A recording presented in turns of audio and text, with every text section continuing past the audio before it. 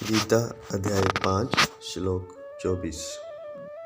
यो अन्तः सुखोऽन्तरारामः तथान्तर्ज्योतिरेव यः स योगी ब्रह्मनिर्वाणं ब्रह्मभूतोऽधिगच्छति। जो पुरुष निश्चय करके अंतर आत्मा में ही सुख वाला है, आत्मा में ही रमण करने वाला है तथा जो आत्मा में ही ज्ञान वाला है, वह सच्चिदानंद घन पर ब्रह्म परमात्मा के साथ एक ही भाव को प्राप्त सांख्य योगी शांत ब्रह्म को प्राप्त होता है। यहाँ पर मुख्यतः 3 शब्दों द्वारा योगी को परिभाषित किया गया है। अंतः सुखा, अंतरारामः और अंतर्ज्योति। अर्थात जो पुरुष अंतः सुख आत्मा में ही सुख वाला है, अर्थात जो आत्मा में डूबा हुआ है, जिसने आत्मा में अपने सुख को खोज लिया है। हम सुख कहाँ खोजते हैं? हम बाहर खोजते हैं, लेकिन योगी कौन?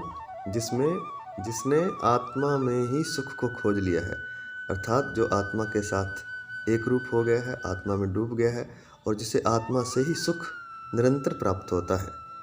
और अंतरारामः, और जो आत्मा में ही रमण करने वाला है, अर्थात आत्मा में ही विहार करने वाला है, आत्मा में ही रहने वाला है, अर्थात जिसने अपनी आत्मा में अपने राम को, अपने प्रभु को, अपने सुख को खोज लिया है, अपने आनंद को खोज लिया है। हम कहाँ रमण करते हैं? हम कहाँ विहार करते हैं? हम अपने विचारों में, चिंता में, तनाव में, भय में, क्रोध में, ईर्ष्या में, द्वेष में, लोभ में, हम मन के ही एक बुने हुए जाल में फंसे रहते हैं। उससे बाहर हम निकल नहीं पाते। जैसे मन का एक घेरा है, एक कुआं है, उसमें ही हम डूबे रहते हैं और चिंता और तनाव को प्राप्त होते हैं और अपनी ऊर्जा को व्यय करते रहते हैं, ऊर्जा का नाश करते रहते हैं। लेकिन योगी अंतरारामः, आत्मा में ही रमण करने वाला है, अर्थात जहाँ आत्मा है, यहाँ सुख है, यहाँ आनंद है, योगी वहीं रमण करता है। वह मन से दूर चला जाता है, मन के पार चला जाता है और आनंद को प्राप्त होता है।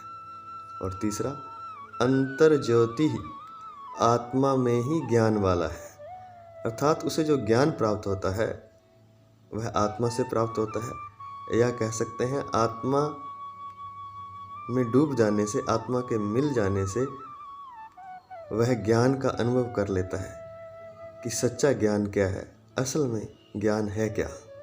हमें जो ज्ञान है वह सारा सूचना है, अर्थात किसी ने हमें बता दिया था, इसलिए वह ज्ञान हमें प्राप्त हो गया है।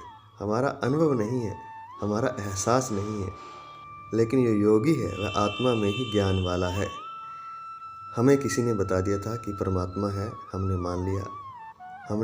हमें किसी ने बता दिया कि आत्मा में आनंद होता है, हमने मान लिया।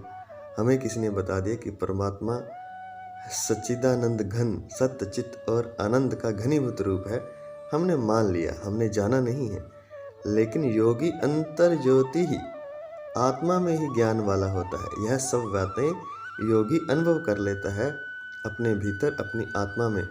जब उसकी आत्मा प्रकाशित हो जाती है, जब वह आत्मा में पहुंच जाता है, जब आत्मा का सूर्य उदय हो जाता है, जब वह आत्मा के प्रकाश द्वारा अपने भीतर प्रकाशित हो जाता है, उसका पूरा मस्तिष्क प्रकाशित हो जाता है, सहस्र दल कमल खिल जाता है, तब वह स्वयं ही जान लेता है कि परमात्मा सच्चिदानंद घन स्वरूप है। अर्थात सारा ज्ञान आत्मा में, परमात्मा में ही है। वह सत्य है, वह चित्त है, वह आनंद है। वही सत्य है, वही चैतन्य है और वही आनंद रूप भी है। यह सारी चीज़ें हम बाहर खोजते हैं। जो भी चीज़ें हम बाहर खोजते हैं, जब वह सारी अंदर ही मिल जाती हैं आत्मा में, तो उसे कहते हैं अंतर्ज्योति, आत्मा में ही ज्ञान वाला। अर्थात आत्मा से ही उसे अनुभविक ज्ञान प्राप्त होता है और वह संसार से और मन से मुक्त हो जाता है। हम सब कुछ बाहर ढूंढते हैं, आनंद, प्रेम, ज्ञान, सम्मान, सब कुछ हम बाहर ढूंढते हैं, लेकिन योगी आत्मा में ही वह सब कुछ अनुभव कर लेता है। और ऐसा ब्रह्मभूत योगी ही शांत ब्रह्म को प्राप्त होता है। अर्थात ऐसा योगी ही शांति को और आनंद को प्राप्त होता है। शांति और आनंद दोनों जुड़े हुए हैं। जब तक व्यक्ति आनंदित नहीं होता, अपने भीतर आनंद को प्राप्त नहीं होता, तब तक वह शांत नहीं हो सकता। वह शांत ही रहेगा, क्योंकि वह बाहर उन सब चीज़ों को खोजता रहेगा। आनंद, प्रेम, शांति, सम्मान, और बाहर, अपने से बाहर यह चीज़ें मिलती नहीं, इसलिए वह अशांत रहता है। जब वह भीतर डुबकी लगा लेता है, आत्मा परमात्मा का अनुभव कर लेता है, तो वह इस आनंद को जान लेता है, और इस आनंद को जानते ही उसे सब कुछ मिल जाता है जो वह चाहता था। इसलिए वह शांत हो जाता है। और उसी के बारे में यहाँ पर लिखा गया है, यहाँ पर बताया गया है कि वह सच्चिदानंद घन परब्रह्म परमात्मा के साथ एक ही भाव को प्राप्त सांख्य योगी शांत ब्रह्म को प्राप्त होता है। अर्थात परमात्मा के साथ जो एक ही भाव से स्थित हो गया है, एक ही हो गया है, वही योगी शांत ब्रह्म को प्राप्त होता है। जय श्री कृष्ण।